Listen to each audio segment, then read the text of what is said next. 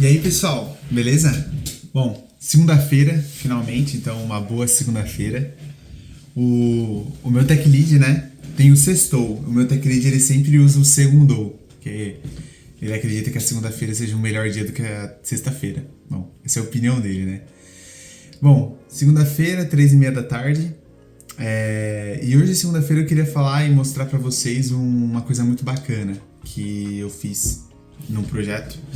E é um tutorial básico de como você pode internacionalizar a sua ferramenta, ter múltiplos idiomas, sem precisar se preocupar com libs externas, né? Então, por exemplo, como que a gente pode ter suporte a múltiplos idiomas sem eu ficar instalando várias libs ou ter que aprender a utilizar essas libs? Eu utilizei de uma forma muito simples e eu quero mostrar para vocês como eu fiz e talvez possa te ajudar também nos seus projetos. Bora pro código aqui. Essa classe é a classe de configuração onde você seta a classe LocalResolver. Então você cria no seu projeto uma classe com a notação configuration e dentro dela você seta um bin chamado LocalResolver. Esse bin a gente está setando ele justamente para quê? Para setar a localização default do nosso usuário, né? Então eu estou marcando aqui que os nossos usuários eles sempre partem do português do Brasil. Essa é a primeira coisa que você tem que fazer. Depois disso, você tem que ter os seus arquivos de propriedades, tá? E aí os arquivos de propriedades eu usei eles como uma solução paliativa, porque eu quero trazer isso para o banco de dados. E aí depois eu vou mostrar para vocês como eu vou fazer isso. Então aqui, ó, você vai olhar que tem o message_pt.properties, message.n, message.s, tá? Então é basicamente o formato que o Java vai procurar de acordo com a linguagem. Aí aqui a gente tem a nossa classe de serviço. E na nossa classe de serviço é onde eu trago do banco de dados as minhas categories, né? Então, se você for olhar no banco de dados, e eu vou mostrar para vocês, no banco de dados eu estou trazendo categorias. Eu estou procurando pelo code, né? Então eu vou trazer o quê? Eu trago do meu banco de dados as minhas categorias, porque eu estou listando todas elas, e eu faço o que no Message Resource? Quando eu vou fazer a serialização do meu objeto, ao invés de eu salvar o code, eu uso a classe Message Resource, que também é uma classe que eu setei aqui da própria configuração do Spring Boot, é uma classe nativa do Spring Boot. Eu seto o meu Message Resource para trazer os dados de tradução desse texto, né? Então, eu vou no banco de dados, trago as codes e usando essa classe Message Resource, o próprio Spring Boot vai procurar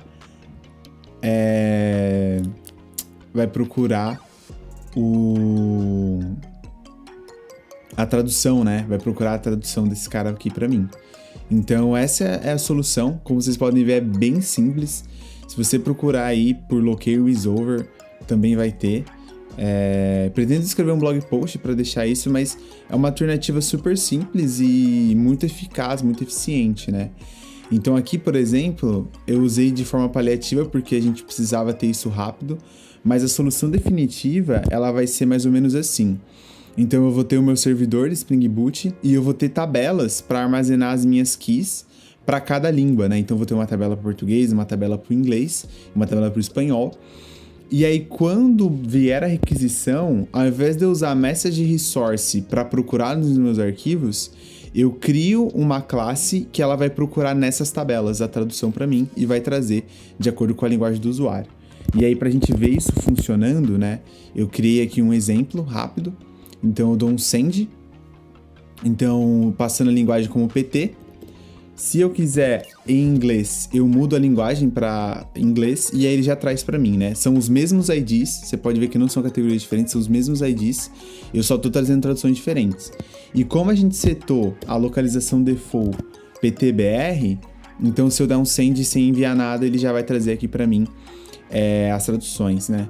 E um dos problemas de você usar arquivo é justamente os caracteres especiais que eles ficam desconfigurados. Até mesmo por uma questão de escala, né? Você vai ter diversas traduções, é mais legal você ter isso em banco de dados. Beleza, galera? Valeu! Beleza? Bom, Agora já são 11h03 da noite, mas eu só vim mostrar para vocês uma atualização do que eu tinha mostrado no outro vídeo sobre a parte de traduções, né? Como que eu tinha feito. E aí, basicamente, tava naquele formato de arquivo, né? Então a gente tinha aqui vários arquivos. Quando vinha a tradução, a gente fazia os arquivos, né? Eu tava usando a classe de serviço do próprio Spring. Então aqui no meu projeto, o que eu fiz, tá? Para resolver esse problema? Porque basicamente a gente tinha vários arquivos de tradução e isso acabava não sendo muito escalável com o tempo, né? Eu tenho que ficar acrescentando esses arquivos sempre. Então eu movi tudo isso para o banco de dados e aí a gente tem uma lógica aqui, né? De translations. Então eu criei uma interface, primeiro de tudo, criei uma interface chamada Get Translations, justamente para quando eu mudar a forma que eu busco as transações no futuro, eu só substituir o contrato e não precisar alterar a minha implementação em todos os lugares. Então, aqui a gente está seguindo um princípio onde inversão da gestão de dependência, né? Dependa das interfaces e não das implementações. E aqui, o que eu estou fazendo, né? Eu criei uma implementação para isso, que basicamente ele busca no meu banco uma key e uma language. E se ele não passar nada, a default language é o português, né? E caso ele não encontre uma tradução, the translation was not found, a gente retorna um resource not found exception. E aí, como que ficou no banco, tá? Então aqui eu tenho os meus seeds, né? O meu base seed.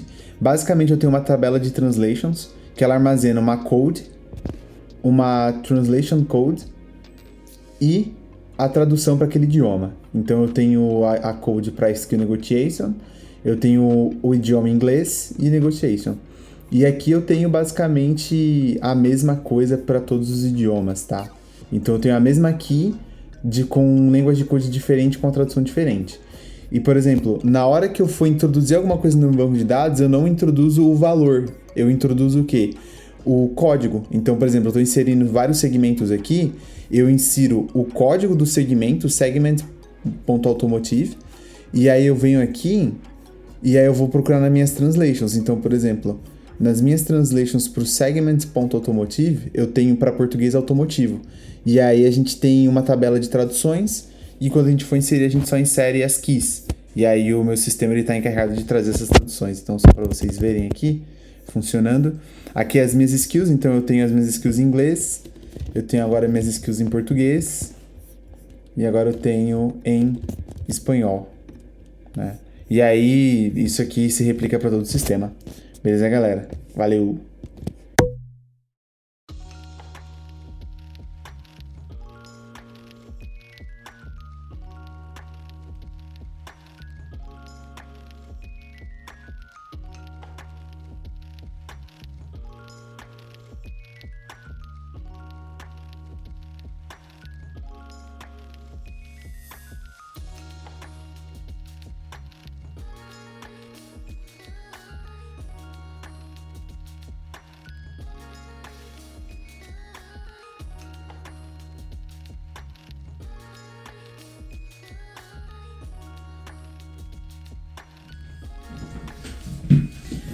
Bom, fala pessoal, beleza?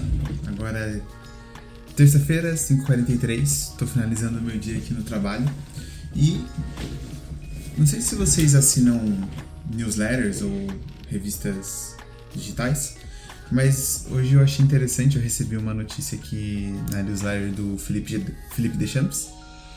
Então, se vocês não conhecem, eu deixei de recomendação a newsletter do Tab News, que eles trazem várias notícias do mundo de tecnologia. E eu queria trazer uma curiosidade para essa terça-feira. Hoje, no dia 5 de março, completa 20 anos que o Yahoo lançou o seu buscador. Então, no dia 5 de março de 1995, o Yahoo foi lançado. Eu não peguei a internet na época que o Yahoo era um dos principais buscadores, mas conheço pessoas que usaram muito. E, bom, ele foi uma revolução, né, no mundo dos buscadores da internet. Mas eu só lembro do Yahoo quando você instalava algum programa de cunho duvidoso no seu computador e aí todos os teus programas viravam Baidu Software e aí o navegador utilizava o Yahoo como pesquisador. Então o Baidu Browser utilizava o Yahoo como buscador, né, de termos. Então a minha lembrança com o Yahoo era um pouco de raiva. Mas o Yahoo, ele é baseado num povo, o povo Yahoo, das Viagens de Gulliver, de um dos livros das Viagens de Gulliver. E eu não sabia disso, que era de lá que veio. E uma outra coisa também é que ele é um retroacrônimo da expressão Yet Another Hierarchical Officious Oracle, que na tradução, se a gente pegar a tradução disso aqui,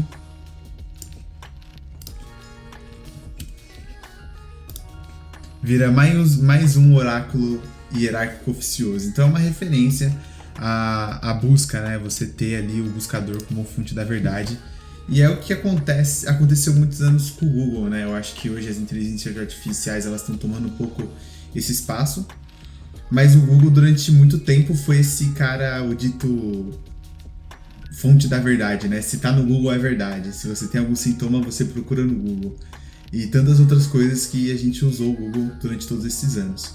Mas, principalmente no site de tecnologia, essa tendência, ela tem mudado, né? O Stack Overflow, ele deu algumas estatísticas no último ano que o uso dele caiu demais, né?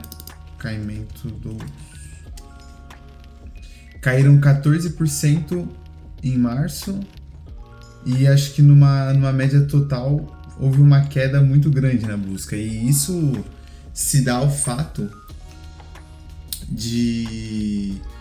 do ChatGPT fazer muita coisa e resolver muitos problemas que você levaria um pouco mais de tempo no Stack Overflow. Então eu, como desenvolvedor, só procuro algo no Stack Overflow hoje quando de fato eu não consegui extrair o máximo possível do ChatGPT. Na empresa onde eu trabalho, eles pagam o ChatGPT para a gente poder utilizar a versão paga. E assim, para algumas tarefas ele é muito bom, para outras coisas ele cai em algumas redundâncias e ele não consegue sair dessas redundâncias. Então só que eu recorro ao Stack Overflow quando de fato não tem mais jeito, né? Porque eu preciso de uma outra pessoa que teve uma experiência parecida ou tem um setup parecido e eu consigo olhar lá. Mas diz aí, comenta aí, o que você tem usado para fazer debugs, para fazer correção dos seus códigos e etc. Beleza, galera? Valeu!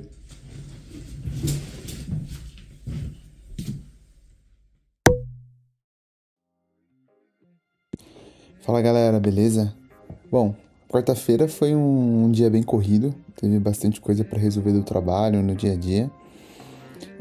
E aí esse time-lapse sou eu escrevendo um roteiro, né, rápido do que eu queria falar na quarta-feira, mas acabou que eu ia escrever e gravar, mas acabou que não deu certo de gravar na quarta-feira porque tava à noite. Então eu gravei só esse time-lapse para colocar esse áudio por cima. Mas eu tô escrevendo um pequeno texto, assim, só pra deixar as ideias mais organizadas na hora de explicar pra vocês. Porque não sei se vocês são assim, mas escrever pra mim clareia muito melhor as ideias e faz eu analisar muito melhor o que eu vou falar, né? Pensar e escrever depois de antes do que só sair falando, né? Então é por isso que eu tô escrevendo bastante aí. Também tô lendo algumas coisas para trazer pra vocês aí de conteúdo no canal. E se vocês têm interesse em ver algum tipo de conteúdo, que eu fale sobre algum assunto específico, sobre a carreira de TI, sobre como é trabalhar, sobre o dia a dia, coloque aí nos comentários, vai ser muito legal ouvir a sua opinião, ouvir o que você tem a dizer. Beleza? Valeu!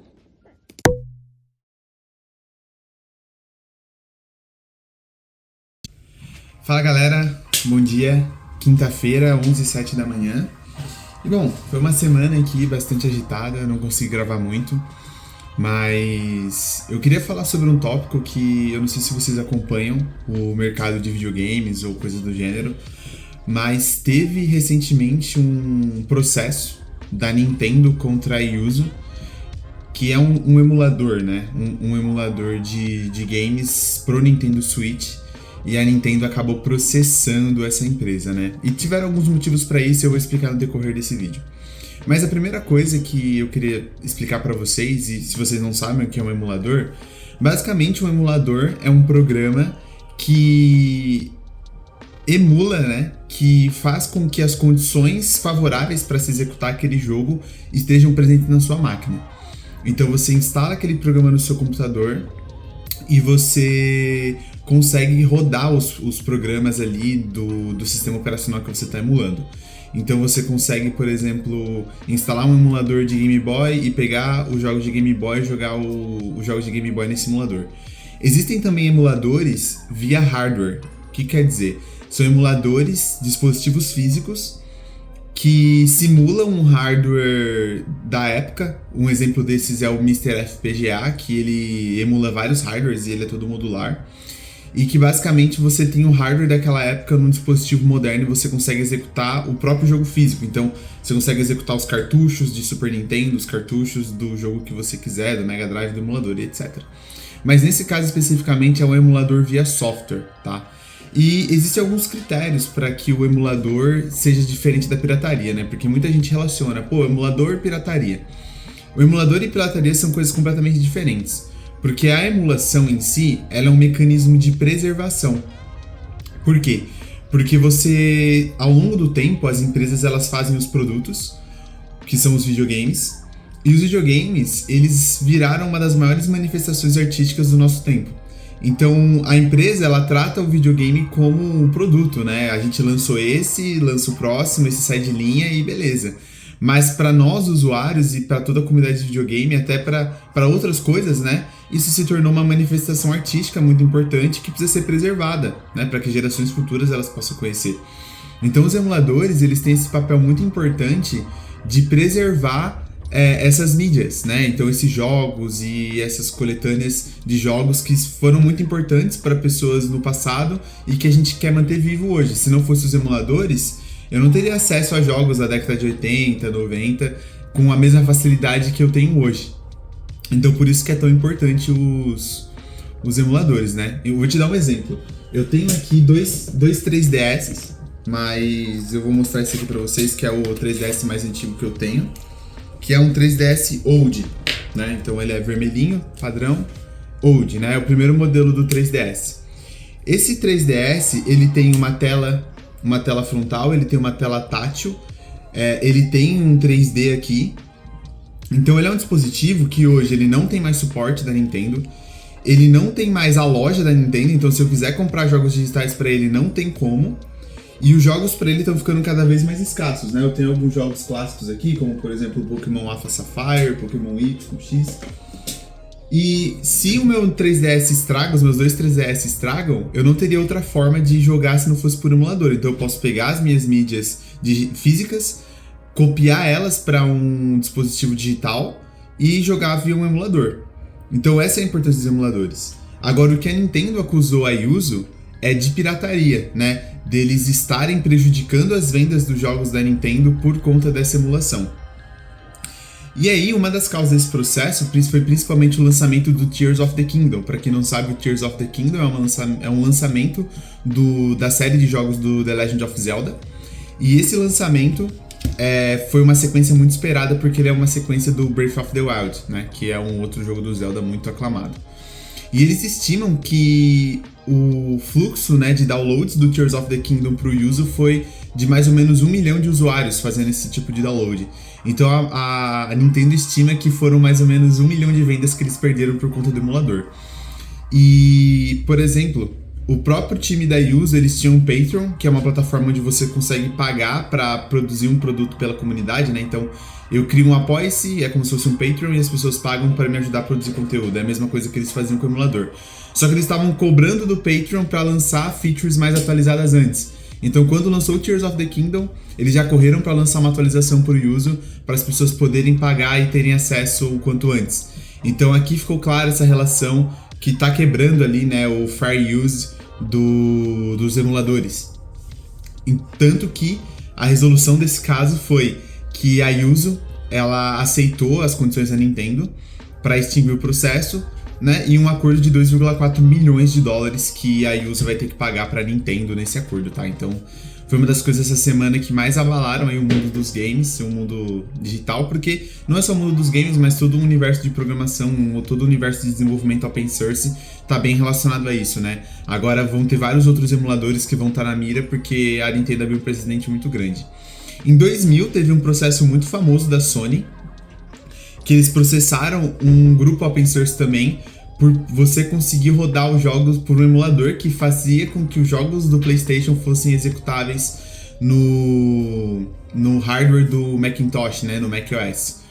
Eles ganharam, a Sony perdeu esse processo, né, o grupo Open Source ganhou o processo da Sony, justamente porque eles seguiam ali algumas regras. Por exemplo, eles não usavam o sistema oficial da Sony para poder executar os jogos. Eles criaram um próprio sistema com engenharia reversa do zero para poder executar, então não tinha nenhum tipo de código proprietário da Sony, então isso é uma das regras que precisa ser. E eles também não ganhavam dinheiro em cima dos direitos dos jogos da Sony, era totalmente aberto para o público e etc. E uma das outras coisas também é que o Yuzu também dava suporte ao Citra, que é um emulador de 3DS e que também vai deixar de existir aqui agora, né? Os próximos passos disso, eu acredito que o Yuzu vai ser disponibilizado pela comunidade, vai voltar aquele desenvolvimento mais paulatino, né, de maneira mais gradual, lançando as atualizações. E tem muita gente que já fez o download do Yuzu aí para não perder os seus jogos e perder essa versão atual do sistema que é a mais atualizada. Bom, é isso que tinha para essa quinta-feira. Se você gosta de jogos, gosta de emuladores, comenta um pouco aqui embaixo sobre o que você acha desse caso e quem que você acha que tá certo, quem que você acha que tá errado. E valeu!